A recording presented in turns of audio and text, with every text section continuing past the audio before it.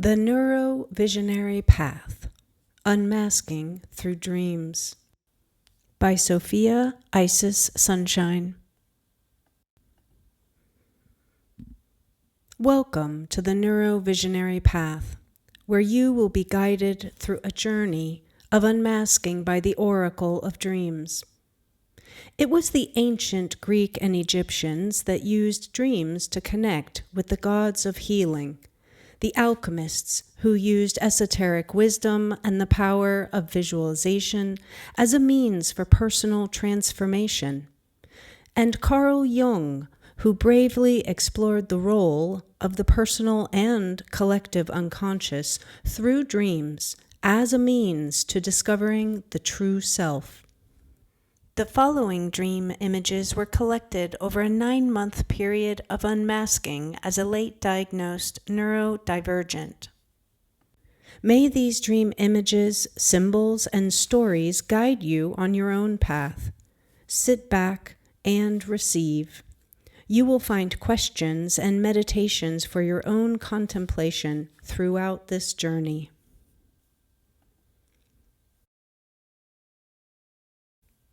And so the dreaming begins. Everything is gray, muted by darkness, devoid of color. Chaos rains down. Bombs ricochet through the night. I can barely make out where I am. People are running. Sparks are flying. Somewhere in the distance there is fire. Sounds of gunfire echo from across the invisible space. I see bodies flying, limp, like rag dolls through the air. I see bodies flying out of cannons. I try to make sense of where I am, but all I want to do is run. After waking, this dream left a strong imprint of fear in my body for several days. In order to understand the messages of the unconscious, I'd have to revisit the dream, immerse myself in its presence. Knowing full well that the shadow often likes to play tricks, I decided to view this nightmare with an open mind. I close my eyes and see the dream. I quickly realize what seemed like a war zone is actually a circus, a brilliant stage set inside a massive red and white tent. A conductor in a striped shirt stands several yards away, helping people up the steps toward the cannon.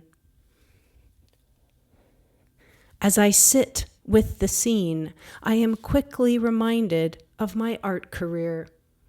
I was a glassblower and a sculptor. Fire and performance were my life. I was young and determined to show the world what I was made of. But this is also how I came to exhaust myself, facing burnout by my late 30s. I would lose my art career because of the extreme illness that followed. As I look upon this new scene, the veil of the dream pulled back, the fear I felt begins to wane.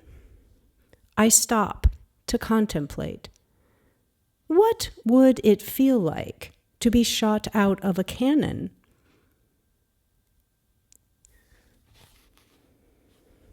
In this moment, a sense of awe washes over me.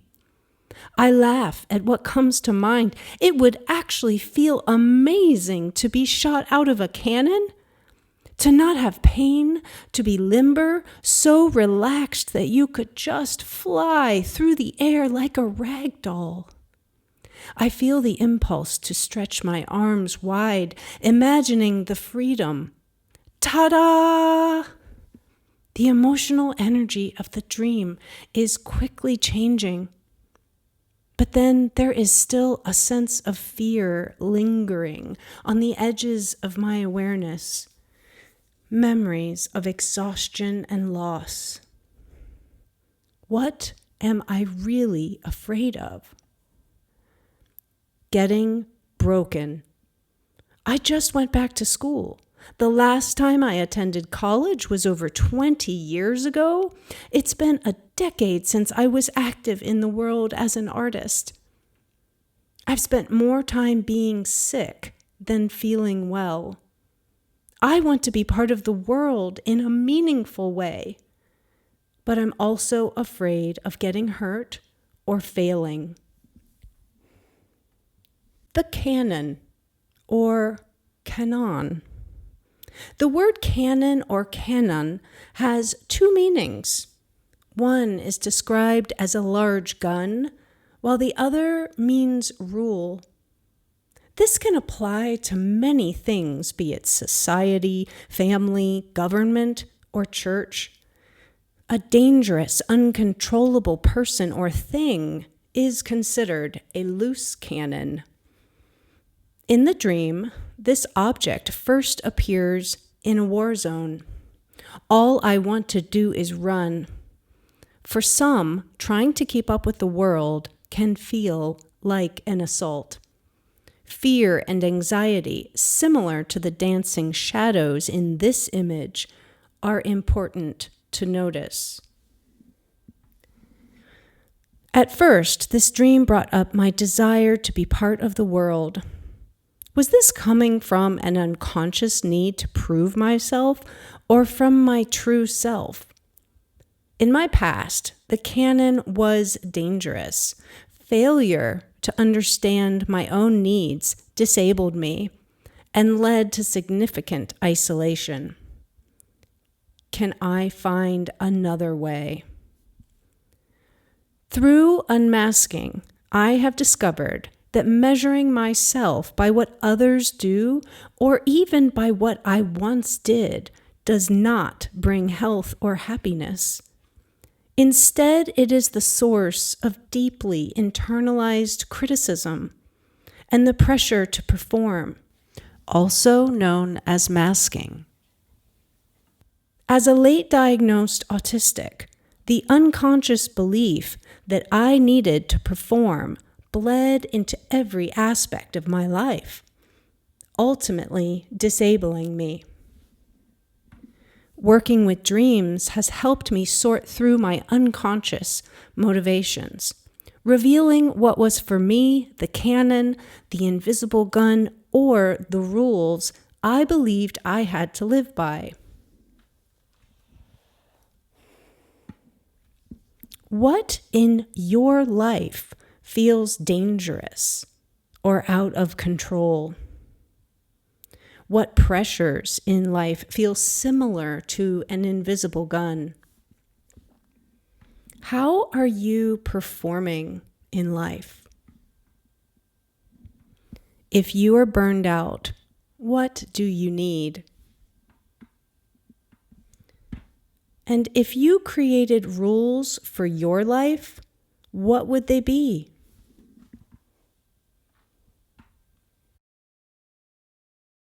The conductor. As I continue to explore the dream, I notice the conductor standing at the bottom of the steps, waiting patiently. He is wearing a striped shirt, a brilliant gold hat, and his hand is outstretched, offering assistance. As I feel into this kind and helpful energy, I notice the pressure I'd felt in my chest begin to recede. Then I realize this dream figure is here to help me. Is he the orchestrator behind all my dreams? My unconscious? Who are your helpful dream characters? What do they offer you? And how are they here to guide you? I move to the first step and take his hand.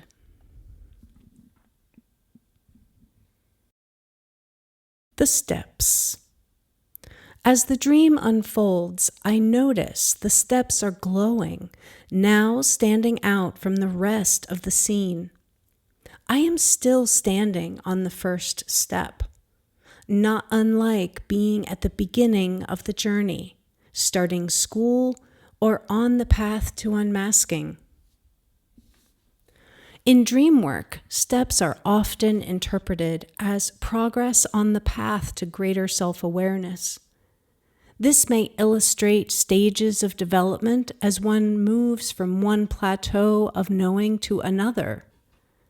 They can also represent challenges or limitations a person must find the strength to overcome in their quest for wholeness. In this dream, the steps originally lead to the canon, something that reminds me of my past ways of performing. I return to what the conductor has said. Take as long as you need on each step. This brings a sense of calm. Consider these questions on your path. What if you had the time you need to unmask? What if you had support through the steps? What steps can you take to avoid exhaustion? And what steps do you need to take now? The ragdoll. The visual of the ragdoll flying out across the scene is vivid, initially eliciting fear and distress. But as the dream was brought to life, the soft and gentle nature of the doll feels inviting. What does ragdoll have to teach us? From one perspective, ragdoll appears to have little control over what is happening. In the dream, they are being shot out of the cannon, flying toward the fire, being used as fodder.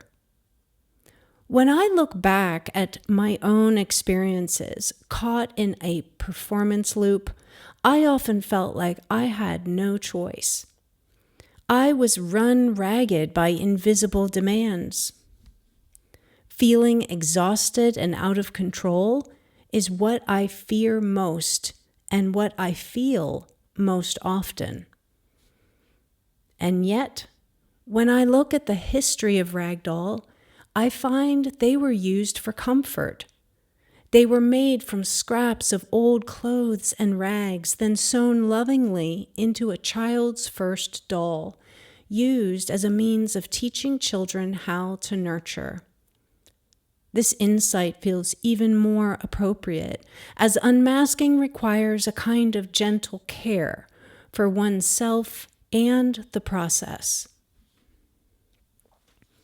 How are you feeling like a ragdoll in your own life?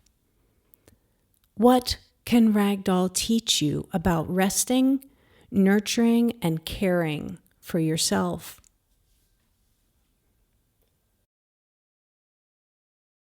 The cocoon. In the last moments of working with this dream, the time finally came for me to approach the canon. As I began to focus, now informed by all the other images, I watch as the canon starts to morph. Its narrow confines of hard metal become soft and spacious. Its exterior shifts in color from hard brass to an earthy brown. I take another step and move closer. As I do, the interior of the canon evolves before my eyes, now covered in magenta velvet. Within seconds, the once narrow, restrictive, and frightening device, ready to shoot me into space, has shapeshifted into a cocoon, lined with warm, fuzzy velour. And standing by my side is the conductor, available to help me when I am ready to enter the chrysalis of transformation. In this moment, I realize this is my metamorphosis. A cocoon for every butterfly. On a deeper symbolic level, cocoons are made of silky threads, not so different from the tenuous threads that make up a lifetime of experiences, shaping both our personas and perceptions of the world. Our stories are the source of our beliefs and ways of being. When a caterpillar is called to transform, it will wrap itself in a protective layer due to the fact that it will completely dissolve into a liquid before it becomes a butterfly. This makes it extremely vulnerable, not unlike the oceans of emotions that make up our inner world. Unmasking, or taking time to confront aspects of life that are no longer working, requires protection. A cocoon may be one's home or a sacred space. It may be a partner, friend, or a therapist who offers a compassionate ear when sharing one's deepest self is met without judgment. A cocoon is very important, especially for sensitive people. It offers energetic, physical, emotional, and even mental protection in a world that can often otherwise feel chaotic and unpredictable. Being mindful of the information, interactions, and ways one chooses to participate in the world while doing deep personal work is vital. Designated time, resources, and a safe space are important aspects of self-care. Consider these questions as a means of preparation. What does your cocoon look like? What does it feel like? What protection do you need to feel safe? Take time to journal, draw, or collage what you need to create your sacred cocoon.